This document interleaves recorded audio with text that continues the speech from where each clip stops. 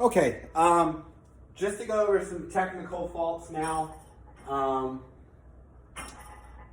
We'll start from setup and work our way to the squat itself, okay? So a big thing, if you go back to where I was talking about the setup, I said I get my hips underneath me and then I squat, okay? I saw this a lot when I was working at a college. And to some extent, you'll see it at meets sometimes, depending on whether or not your coach even thinks about these sorts of things, or if you even have a coach. But people will get all nice and tight in the upper back, and then their hips are behind them. So to get it up, they have to kind of do a partial good morning.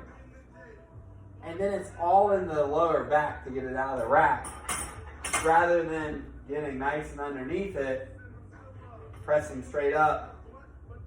And now we're in a better position because I'm nice and tall, hips are stacked under the shoulders, I can brace better, everything's in alignment. Okay, another one. Let's pretend I set up nice and well. Is this bullshit where we'll walk out? Like, just anything where we're doing more than 3 steps to set up our squat is just wasted movement, okay? So that's a technical fault.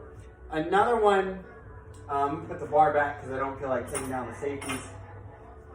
Another one that we may see is the knees not being able to get over the toes to stay in this.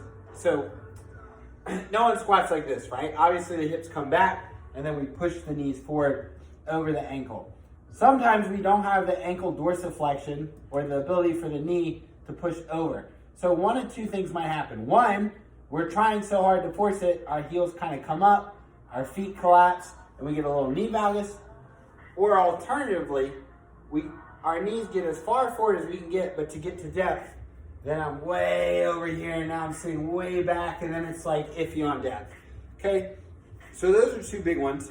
Another one is not pushing that knee forward out of the hole.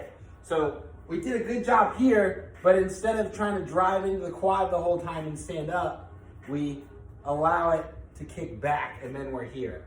And now it's a hip hinge to finish. Okay, so for the dorsiflexion issues, I'll put up mobility work.